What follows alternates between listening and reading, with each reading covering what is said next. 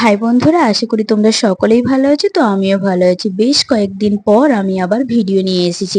আর আমার ছাদ বাগানে দেখো, এগুলো কি সূর্যমুখী। তো যাই হোক, ফুলগুলো খুব সুন্দর ফুটেছে। আর এইদিকে দেখো, গরমে আমার ছাদ বাগানে কত সুন্দর গাঁদা ফুলগুলো ফুটেছে, যেন শীতকাল শীতকাল মনে হচ্ছে।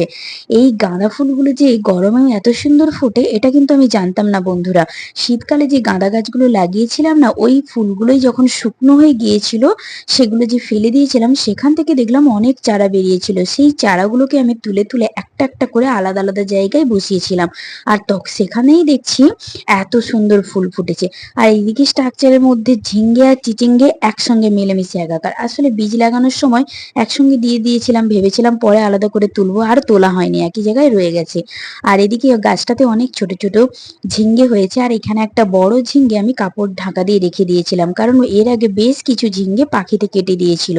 আর এই ঝিঙ্গেটা ঢাকা দিয়ে রাখার ফলে অনেকটাই বড় হয়েছে, তাই এটাকে আজকে আমি একটু হারভেস্ট করে নিলাম।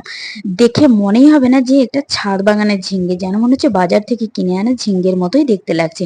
আর এদিকে নিচের ছাদ বাগানে এক গামলির মধ্যে একটা উচ্ছে গাছ দেওয়া ছিল, সেই উচ্ছে গাছেই কিছু উচ্ছে হয়েছে, ওই উচ্ছেগুলো আজকে একটু তুলে নেব।